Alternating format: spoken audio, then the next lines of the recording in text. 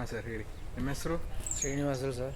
ಇಲ್ಲಾಂದರೆ 35 ವರ್ಷದಿಂದ ನಾನು ಟ್ರೈನಿಂಗ್ ಇದು ಕೆಲಸ ನಡೀತಾ ಇದೆ ಸರ್. 35 ವರ್ಷದಿಂದ. ಈ ಜಕ್ಕೂರು ಕೆರೆಯಲ್ಲಿ ಎಷ್ಟು 3 ವರ್ಷ ಸರ್. ಫಸ್ಟ್ ಕರೋನಾ ಬಂತಲ್ಲ, ಹಾಂ, ಕರೋನಾ ಬಿಟ್ಟು ಒಂದು ತಿಂಗಳು ಬಿಟ್ಕೊಂಡು ಬಂದ್ರಿ ಸರ್ ಈ ಕೆರೆಗೆ ನಾವು. ಅವಾಗ ಬಂದು 1-2 ವರ್ಷ ಸುಮಾರಾಗಿ ಹಂಗೆ ಇದ್ದರು ಸರ್. ಆಮೇಲೆ ತಿರ್ಗಾ ಇದ್ರಾಗಿ 2 ವರ್ಷದಿಂದ ಮೀನೆಲ್ಲ ಪೂರ್ತಿ ಸತ್ತೋದು. ಡೈಲಿ 50 kg 60 kg 40 kg ಹಿಂಗೆ ಹಿಡ್ಕೊಬರೋದು. ಇದು ಹೊಟ್ಟೆ ಪಾಡ್ಕೋಸ್ಕರ ಇದು ಕಷ್ಟಪಟ್ಟು ಹೊಟ್ಟೆ ಸಾಕ್ಕೊತಾ ಇದ್ದೀರಿ ಸರ್ ನಾವು. ಈ ಕೆರೆಯಲ್ಲೂ ಇವಾಗ ಕಮ್ಮಿ ಆಗ್ತಿದೆ ಅಂತ ಅಂದ್ರಲ್ಲ, ಈ ಕೆರೆಯಲ್ಲಿ ಅಂದರೆ ಈ ಮೋರಿ ನೀರು, ಚರಂಡಿ ನೀರು, ಬಾತ್ರೂಮ್ ನೀರು, ಡೈರೆಕ್ಟ್ರು ಎಲ್ಲಿ ರೋಡ್ ನೀರು ನೀರು ನೋಡಿದ್ರೆ ಡೈರೆಕ್ಟ್ರು ಕೆರೆಗಳು ತಿರ್ಸ್ಬಿಟ್ಟವ್ರೆ. ಎನಿ ಟೈಮ್ ಹರಿತಾನೆ ಐತೆ. ಮಾರ್ಚ್ ಏಪ್ರಿಲು ಮೇ ಬಂತು ಅಂದರೆ ಫುಲ್ಲು ಪಾಚಿ ಕಟ್ಟುತ್ತೆ. ಬಿಸಿಲು ಜಾಸ್ತಿ ಅವಾಗ ಪಾಚಿ ಕಟ್ಟಿದ್ರೆ ಆಕ್ಸಿಜನ್ ಸಿಗಲ್ಲ ಮೀನಿಗೆ. ಫುಲ್ಲು ಪಾಚಿ ಕಟ್ಟುವಾಗ ಸ್ಮೆಲ್ ಬಂದ್ಬಿಡುತ್ತೆ ನೀರು. ಮೀನಿಗೆ ಆಕ್ಸಿಜನ್ ಸಿಗಲ್ಲ. ಮೀನು ಆವಾಗ ಏನಾಗತ್ತಂದರೆ ಮ್ಯಾಲೆ ಬಂದ್ಬಿಟ್ಟು ಗಿರ್ರಂತ ಚಕ್ರ ಹೊಡೆದು ಕೆಳಕ್ಕೆ ಹೋಗಿ ಕೂತ್ಕೊಬಿಡ್ತದೆ. ಆವಾಗ ಅದು ಸತ್ತೋಗ್ತದೆ. ಆ ಗಲೀಜು ನೀರು ಬಂತು ಅಂದರೆ ಅವಕ್ಕೆ ಆಗಲ್ಲ ಸರ್. ಅದರಿಂದ ಇದ್ರಾಗೂ ಸತ್ತೋಗಿರೋದು ಮೀನು ನಿಜ. ಪೇಪರ್ ಟಿ ವಿನಲ್ಲಿ ಎಲ್ಲ ಬಂದೈತೆ. ಪೇಪರ್ನವರು ಟಿ ವಿನವರು ಎಲ್ಲರೂ ಬರೋದು ಅದೇ, ವಾಕಿಂಗ್ ಟ್ರ್ಯಾಕ್ ಕರೆಕ್ಟಾಗಿ ಮಾಡಿದರೆ. ಯಾರು ಇಲ್ಲ ಅಂತ ಹೇಳಿದ್ದು? ಕೆರೆಯಲ್ಲಿ ನೀರು ಹೆಂಗಿದೆ, ಸ್ಮೆಲ್ಲು ಗಲೀಜು ಅದಲ್ವಾ. ಸುಮಾರು ಮೀನು ಸತ್ತೋಯಿತು. ಕೋಟಿ ಗಂಟ್ಲೆ ಲಾಸ್ ಆಯಿತು ಓನರ್ಗೆ 2 ವರ್ಷದಿಂದ. ಯಾವ ಗೌರ್ಮೆಂಟು ಅನ್ನೋದ್ರನ್ನ ಏನು ಕೇರ್ ಮಾಡ್ಕೊಂಡು ನೀರಿನ ವ್ಯವಸ್ಥೆ, ಕೆರೆನ ಬೆಳವಣಿಗೆ ವ್ಯವಸ್ಥೆ ನೋಡಿದ್ರೆ ಏನಿಲ್ಲ ಸರ್, ಏನಿಲ್ಲ. ಮತ್ತು ಅಲ್ಲಿ ಇದೆಲ್ಲ ಮಾಡಿದ್ದಾರೆ, ಟ್ರೀಟ್ಮೆಂಟ್ ಪ್ಲ್ಯಾಂಟ್ ಮಾಡವ್ರೆ ಸರ್. 100 ಇದರಲ್ಲಿ 20% ತಗೊತಾರೆ, 80% ಬಿಟ್ಬಿಡ್ತಾರೆ. ಡೈರೆಕ್ಟ್ ಬರ್ತಾನೆ ಇರ್ತದೆ. ಅದು ಯಾವುದು? ಎಲ್ಲ ಒಂದೇ ದನ ಆಗೋದು, ಮಿಕ್ಸಿಂಗ್ ದನ ಆಗುತ್ತೆ.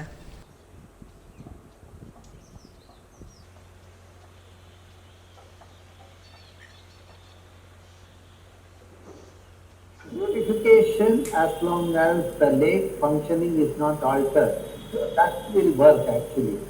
Purification from the human point of view, especially the half-pant fellows, it doesn't help. Purification is for the nature, for the common man. The common man gets the benefits of the nature, so that can happen only when we do the lake management without affecting its functional capability.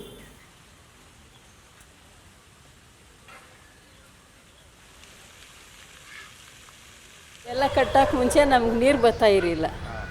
ಇದು ಕಟ್ಟಿದ ಮೇಲೇ ನೋಡಿ ನಾವು ಇಂಥ ವಾಸ ಮಾಡ್ತಾಯಿದ್ದೀರಿ. ಇದು ಮೋರಿ ಎಲ್ಲ ತುಂಬಿಕೊಂಡು ಎಲ್ಲ ಕಟ್ಟವ್ರಲ್ಲ, ಇದೆಲ್ಲ ತುಂಬಿಕೊಂಡು ಮನೆಗಳ ಮುಂದೆ ನೀರು ಬಂದು, ಮನೆಗಳಿಗೆಲ್ಲ ನೀರು ಬಂದು, ಮನೆಗಿನ ಸಾಮಾನುಗಳೆಲ್ಲ ಹೋಗೋದು ನೆಂದು ಎಲ್ಲ ನೀರು ತುಂಬಿಕೊಂಡು ಈ ಕಟ್ಟಿದ ಮೇಲೇ ಇಷ್ಟು ಇದಾಗಿರೋದು. ಇದು ವಾಸನೆ, ಬೆಳಗ್ಗೆ ಇದ್ದರೆ ವಾಸನೆ ಕುಡಿಬೇಕಿಲ್ಲಿ. ಇದ್ದೀರಿ ಈ ಕೆರೆಗೆ ಸಾಮಾನು ತೊಳ್ಕೊಂಬಂದಿದ್ದೀರಿ. ಹಂಗಿದ್ರಿ ಅವಾಗ. ಇದು ಕಟ್ಟಿದ ಮೇಲೇ ನಾವು ಇಷ್ಟ ಧ್ವಾನ ಆಗೋಗ್ಬಿಟ್ಟಿರೋದು ಇಲ್ಲಿ. ಮುಂಚೆ ನೀರೆಲ್ಲ ಚೆನ್ನಾಗಿತ್ತಾ? ಮುಂಚೆ ನೀರು ಚೆನ್ನಾಗಿತ್ತು, ಕುಡಿತಾ ಇರಲಿಲ್ಲ. ಪಾತ್ರೆ ತೊಳ್ಕೊಂಡ್ರಿ, ಬಟ್ಟೆ ಒಕ್ಕೊಂತ ಇದ್ರಿ, ಎಲ್ಲ ಮಾಡ್ತಾಯಿದ್ರಿ. ಈಗೆಲ್ಲ ವಾಸನೆ ಒಂಥರ, ಇಲ್ಲಿ ಕುತ್ಕೊಳ್ಳೋಕ್ಕೆ ಆಗಲ್ಲ ವಾಸನೆಗಳು.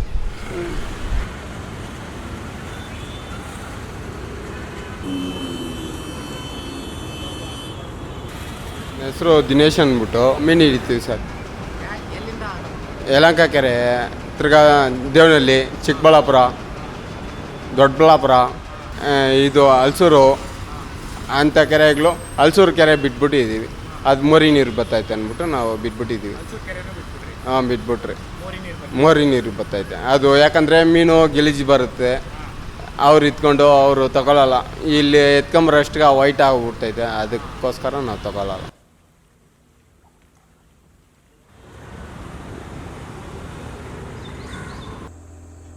First, I wanted to understand what are the different steps involved in the process of a lake rejuvenation program or process.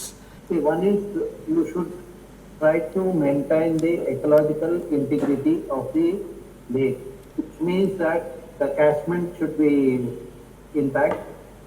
There should be a proper land use in the catchment. Secondly, the lake boundary has to be protected. Okay, and also the lakes are interconnected in Bangalore. You should ensure that interconnectivity is maintained. You should not allow the contaminant to enter the lake. That means untreated sewage and industrial effluent should not get into the lake. when we leave into the lake, the contaminant and surrounding groundwater also get contaminated with heavy metal and nitrate. These are carcinogens and also create serious health issues like cancer, kidney failure, etc.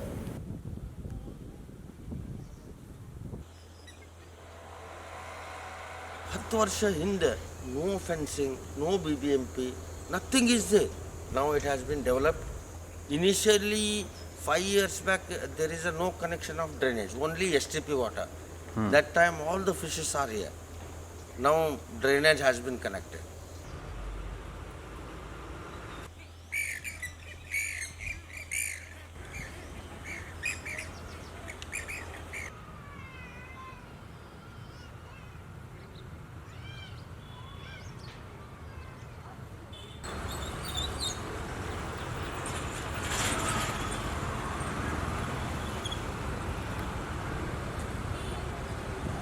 A citizen, it is very difficult to help. Actually, I don't know. In some of the social organizations, they should come forward, and social organization, if they have a financial good background, and they can come and serve this particular Subramaniam lake. Otherwise, it is not possible actually. And financially, it is very difficult for every citizen now. So naturally, I don't think so. Anyone will come forward. If they come forward, it is well and good, and they are actually serving the people. They should serve actually if they have money. That's very important.